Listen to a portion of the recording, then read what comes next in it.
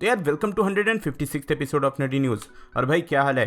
तो हर वीक की तरह इस वीक भी बहुत सारे अपडेट्स हैं।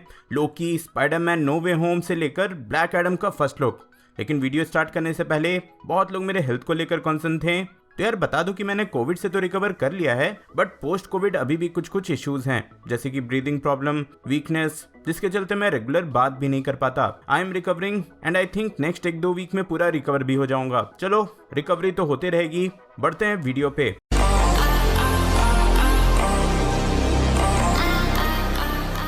सबसे पहले आते हैं MTV अवार्ड्स पे।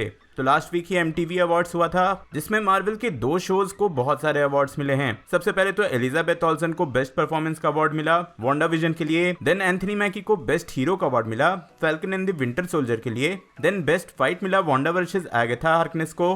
बेस्ट डुओ का अवार्ड मिला एंथनी मैकी और सेबेस्टियन स्टैन को falcon and the winter soldier के लिए। बेस्ट विलेन मिला कैथरीन हान को वांडा विजन के लिए। एंड फाइनली बेस्ट शो का अवार्ड मिला वांडा विजन को। तो हाँ, MTV अवार्ड्स में मार्वल को टोटल 6 अवार्ड्स मिले। साथ ही एक फनी सीन भी हुआ। जब एंथनी मैकी अवार्ड ले रहे थे तो उन्होंने out of nowhere Tom Holland को कॉल आउट किया। Tom Holland, I'm on your ass, boy, I'm on your ass.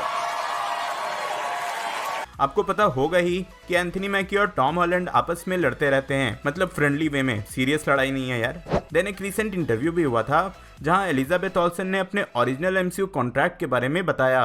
उन्होंने रिवील किया कि उनका कॉन्ट्रैक्ट बस 2 मूवी का था, साथ ही एक कैमियो का। लेकिन सिंस उनके कैरेक्टर को पसंद किया गया तो उस कॉन्ट्रैक्ट के बाद उनका कॉन्ट्रैक्ट 3 बार और रिन्यू किया गया है। और भाई अब तो वांडा विजन की सक्सेस को देखते हुए ये लग रहा है कि अभी स्कारलेट विच लंबे समय तक MCU में दिखने वाली है। नेक्स्ट एक छोटा सा इन्फॉर्मेशन पता चला है एक्वामैन 2 से। तो एक्वामैन 2 से ये रिवील हुआ कि एक्टर जेसन मोमोआ, जो कि एक्वामैन का रोल करते हैं, वो भी इसके स्क्रिप्ट को लिखने में हेल्प कर रहे हैं और साथ ही उन्हें को राइटर का क्रेडिट भी दिया जाएगा। तो हाँ, ये कुछ नया था। आई डोंट थिंक सो कि इससे पहले जेसन मोमोआ ने कोई भी प्रोजेक्ट के लिए राइटर का काम किया है। तो होप सो कि इस बार वो कुछ गड़बड़ ना कर दें। अब आते हैं कुछ एक्टर के MCU के रिटर्न पे। तो सबसे पहले तो एक रीसेंट इंटरव्यू हुआ था जिसमें एरिक बैना थे और उस इंटरव्यू में पूछा गया कि सिंस अब MCU में मल्टीवर्स आ रहा है तो क्या उन्हें अगर मौका मिला उनके हल्क के रोल में रिटर्न करने का तो वो ऐसा करेंगे। जिसपे एरिक बैना ने क्लियरली बोल दिया है कि नहीं, वो इस रोल में रिटर्न नहीं करना चाहते हैं, वो नए प्रोजेक्ट को एक्सप्लोर करना चाहते हैं। उन्होंने ये भी बोला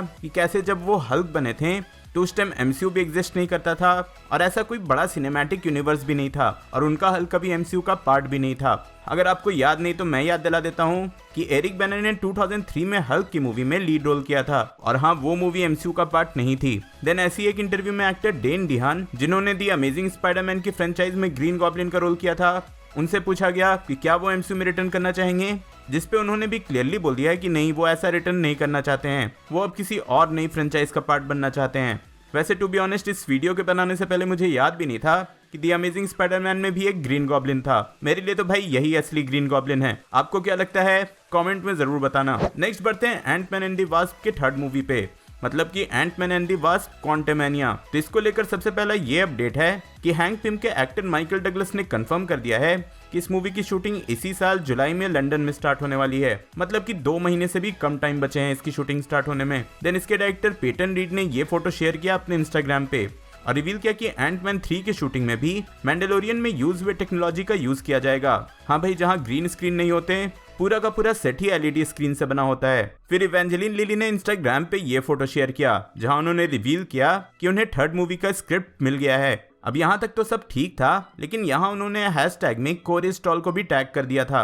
अब कोरी स्टॉल कोई और नहीं बल्कि इन्होंने एंटमैन की मूवी में येलो जैकेट का रोल किया था। अब ऑब्वियसली पोस्ट किया, नाम भी डाला, फिर डिलीट कर दिया, तो इससे सब यही गेस कर रहे हैं कि कोरी स्टॉल का रिटर्न होने वाला है, मतलब कि येलो जैकेट का रिटर्न। नेक्स्ट एक फर्स्ट लुक है। तो फ्लैश की सीरीज से एक्टर जॉर्डन फिशर के इम्पल्स के कैरेक्टर का ये फर्स्ट लुक रिवील किया गया। मैंने वैसे लास्ट वीक ही इसके सेट से इस कैरेक्टर का फोटो शेयर किया था, लेकिन ऑफिशियली फर्स्ट लुक अब रिवील किया गया है और ये फर्स्ट लुक एग्जैक्टली कॉमिक्स की तरह है। नेक्स्ट आते हैं सुपर हीरो के कैलेंडर पे। हाँ, हर साल लगभग हर सुपर हीरो मूवी का एक स्पेशल कैलेंडर रिलीज किया जाता है। तो सबसे पहले तो इटर्नल्स के कैलेंडर का फर्स्ट लुक आया है, जहां आप सारे कैरेक्टर का फर्स्ट लुक और एक पोस्टर देख सकते हो। और सिर्फ इटर्नल्स का ही नहीं, सुसाइड स्क्वाड का भी कैलेंडर रिवील किया गया और इसमें भी एक पोस्टर रहेगा और हर मंथ के लिए अलग अलग फोटोज। देन भाई बैटमैन के कैलेंडर का लुक तो लीक ही हो गया, जो कि आप स्क्रीन पे देख रहे हो। वैसे बैटमैन को लेकर आजकल बहुत सारे कंटेंट लीक हो रहे हैं, चलो पहले उस पे आ जाते हैं। तो सबसे पहले तो सामने आया रिडलर का ये लुक। वैसे ट्रेलर में भी हमें ये कैरेक्टर दिखा था, लेकिन यहाँ बहुत ही क्लियर लुक मिला है। देन बैटमैन का ये वाला लुक भी रिवील हुआ, जहाँ ट्रेलर से थोड़ा क्लियर लुक हमें मिलता है, और इससे भी ज्यादा क्लियर लुक मिला बैटमैन के ऑफिशियल कलेक्टेबल स्टैचू से। मैं जल्दी पार कर दे रहा हूँ, आप लोग चाहो तो पॉज करके देख लेना। नेक्स्ट है एक स्टेटमेंट जैक स्नाइडर की तरफ से। तो रिसेंटली वाइड की तरफ से एक इंटरव्यू किया गया, जहां जैक स्नाइडर उनसे रिलेटेड गूगल में किए गए सर्च क्वेश्चंस को आंसर दे रहे थे, और इसी में कुछ क्वेश्चंस एमसीयू से रिलेटेड भी आए, जिस पे रिवील हुआ कि एमसीयू में उनके 2 फेवरेट कैरेक्टर्स हैं, आयरन मैन और हल्क। देन जैक स्नाइडर का ही द गार्डियन के साथ एक इंटरव्यू हुआ था, जहां उनसे ये क्वेश्चन पूछा गया कि अगर वो एमसीयू की मूवीज डायरेक्ट करते तो उनका अप्रोच क्या होता और वो क्या क्या चेंज करते हैं, जिस पे उन्होंने क्लियरली बोल दिया है कि वो कुछ नहीं चेंज करते, और अगर वो एमसीयू की मूवीज बनाते हैं तो शायद वो मूवीज उतना सक्सेसफुल नहीं होती जितना कि वो मूवीज आज हैं। तो हाँ भाई, इसके बारे में आपका क्या सोचना है कमेंट में जरूर बताना। अब आते हैं एक अलग सी टॉपिक पे, डाइवर्सिटी पे। तो आजकल सुपर हीरो मूवीज और शोज में डाइवर्सिटी को लेकर बहुत ज्यादा डिस्कशन हो रहा है। डाइवर्सिटी बोले तो हर तरह के एक्टर्स, कैरेक्टर्स किसी मूवी में होना। हर तरह से मेरा मतलब है कि हर रेस, हर रिलीजन, हर कंट्री, ये सब। और इसी पे बात करते हुए केविन फाइगी ने एक कंट्रोवर्सी को याद किया कि जब डॉक्टर स्ट्रेंज में एंशिएंट वन की कास्टिंग हुई थी, कॉमिक्स में एंशिएंट वन एक एशियन कैरेक्टर थी, लेकिन मूवी में यहाँ टिल्डा स्विंटन को कास्ट किया गया, जिसके बाद ये कंट्रोवर्सी होने लगी थी कि एमसीयू सब कुछ व्हाइट वॉश कर रहा है, मतलब कि सारे रोल्स में व्हाइट एक्टर्स को कास्ट कर रहा है। और इसी को एड्रेस करते हुए उन्होंने बोला कि उस टाइम वो इतना सोच नहीं रहे थे। उन्होंने उस टाइम ये सोचा था कि एशियन एक्टर को कास्ट करना क्लीशे हो जाएगा और इससे एक अलग कंट्रोवर्सी होगी, और इसलिए उन्होंने वहां पे व्हाइट एक्टर को कास्ट करना सही समझा। और एशियन कैरेक्टर्स और एक्टर्स को डिस्कस करते हुए फिर वो शैंग-ची पे आए और उन्होंने बोला कि शैंग-ची इन सारे मिस्टेक्स को कवर अप करती है। देन डाइवर्सिटी की बात हुई है तो आते हैं इटर्नल्स पे, क्योंकि इटर्नल्स में सारे तरह के एक्टर्स दिखने वाले हैं, एशियन, अफ्रीकन, चाइनीज, सबको ही है। और इसी पे बात करते हुए सलमा हैक ने बोला, जो कि इस मूवी में लीड रोल में है, कि नहीं, इटर्नल्स की डाइवर्सिटी फोर्स्ड नहीं है। जब आप लोग मूवी देखोगे तो समझ जाओगे। जब से इटर्नल्स के कास्ट के बारे में रिवील किया गया है तो बहुत सारे फैंस को ऐसा लग रहा था कि मार्वल बस डाइवर्सिटी के नाम पे इसमें कैरेक्टर भरते जा रहा है, लेकिन सलमा हैक के हिसाब से ऐसा नहीं है, और इसके लिए हमें मूवी देखना पड़ेगा। फिर एक्टर जॉन बोयेगा, जिन्हें आपने स्टार वॉर्स की मूवी में देखा ही होगा, उन्होंने मार्वल स्टूडियोज को उनके ऑन स्क्रीन डाइवर्सिटी को लेकर अप्रिशिएट किया है। तो हाँ भाई, मार्वल लास्ट 3 साल में ही बहुत ज्यादा डाइवर्स हो गया है, जहां हमें हर रेस, हर रिलीजन के कैरेक्टर्स और एक्टर्स दिख रहे हैं। आगे बढ़ते हैं डिज्नी प्लस के व्हाट इफ सीरीज पे। तो इस व्हाट इफ सीरीज से कुछ फर्स्ट लुक रिवील किए गए हैं, जैसे कि doctor Strange, Nick Fury, Hawkeye, और साथ ही पहले जब रिलीज किया गया था तो वहां से हमें कैप्टन कार्टर का भी फर्स्ट लुक मिल गया था। नेक्स्ट है ब्लैक विडो और शैंग-ची। तो रिसेंटली एक वोटिंग लिया गया, जहां फैंस से पूछा गया कि वो मूवीज थिएटर में देखना चाहते हैं या फिर डिज्नी प्लस पे, और फैंस ने वोट किया है कि 68% लोग ब्लैक विडो थिएटर में देखना चाहते हैं और सिर्फ 32% डिज्नी प्लस पे, और वहीं 64% लोग शैंग-ची थिएटर में देखना चाहते हैं और 36% डिज्नी प्लस पे। इस लिस्ट में सुसाइड स्क्वाड भी था, जिसमें 58% लोग सुसाइड स्क्वाड थिएटर में देखना चाहते हैं और 42% घर पे। तो हाँ भाई, मेजर लोग थिएटर में तो देखना चाहते हैं, लेकिन यार अभी जो इंडिया का हाल है, मैं तो सजेस्ट करूंगा कि भाई डिज्नी प्लस पे देखो, खुश रहो। एंड टू बी ऑनेस्ट, मेरा तो हिम्मत नहीं है कि थिएटर में जाके मूवी देखने का। अब आते हैं सेबेस्टियन स्टैन पे। तो उन्होंने रिसेंटली कुछ रिवील किया है। एक रिसेंट हुए इंटरव्यू में उन्होंने सबसे पहले तो ये रिवील किया कि फर्स्ट डे की शूटिंग पे ही वो इंजर्ड हो गए थे और उनके एंकल में चोट लगा था। देन उनसे जब पूछा गया कि वो अब बकी का रोल और कितना दिन करना चाहते हैं, तो सेबेस्टियन स्टैन ने क्लियरली बोल दिया कि जब तक मार्वल चाहेगा वो ये रोल करते रहेंगे।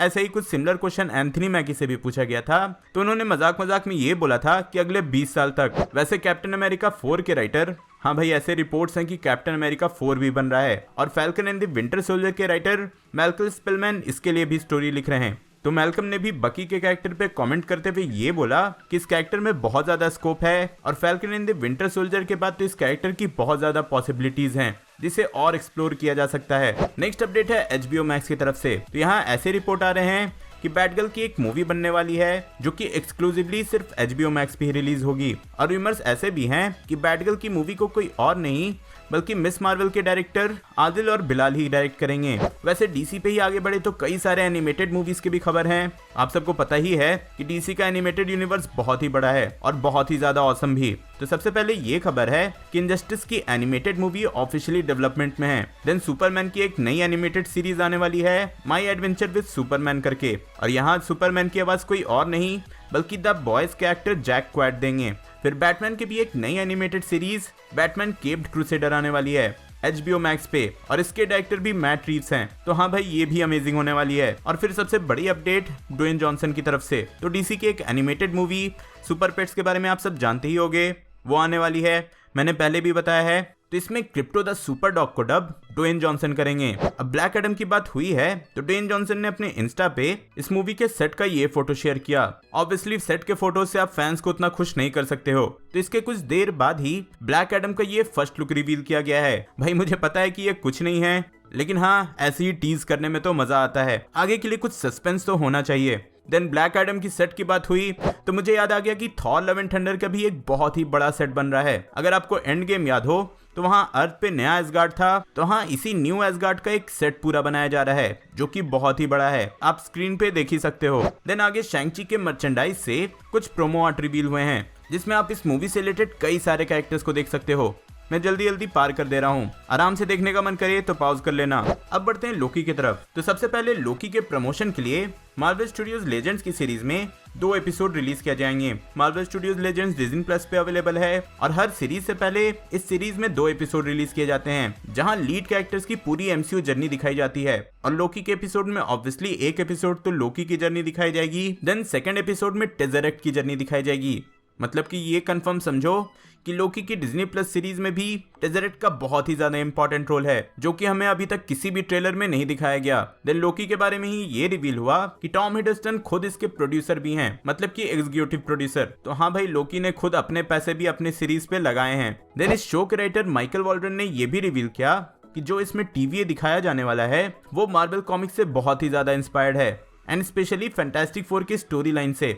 उन्होंने ये भी रिवील किया कि लोकी के सीरीज में अवेंजर्स एंड गेम से भी ज्यादा टाइम ट्रैवल है और फैंस इसे बहुत ज्यादा एंजॉय करेंगे। फिर कुछ दिन पहले केविन फेगी ने ये बोला था कि लोकी की सीरीज डॉक्टर स्ट्रेंज 2 से कनेक्ट होगी, बट इस वीक केविन फेगी ने ये बोल दिया कि नहीं, लोकी की सीरीज डॉक्टर स्ट्रेंज 2 से कनेक्ट नहीं होने वाली है। मतलब कि भाई केविन फेगी भी पलट गए। एंड जाते आते एक मेजर अपडेट है स्पाइडरमैन नो वे होम से। तो MCU के स्पाइडरमैन से फैंस को एक ही दिक्कत थी, इसके VFX को लेकर। कई जगह स्पाइडरमैन का VFX अच्छा नहीं लगता और शायद मार्वल स्टूडियोज ने भी ये बात नोटिस कर ली है और स्पाइडरमैन नो वे होम के लिए द अमेजिंग स्पाइडरमैन फ्रेंचाइज के VFX टीम से वो कांटेक्ट में हैं। तो हो सकता है कि द अमेजिंग स्पाइडरमैन में जिन्होंने VFX किया था वही स्पाइडरमैन नो वे होम का VFX करें। और द अमेजिंग स्पाइडरमैन का VFX कितना अच्छा था ये सब जानते हैं। तो यार ये थे इस वीक के अपडेट्स। होप सो कि आप पूरी तरह से अपडेटेड हो गए होगे।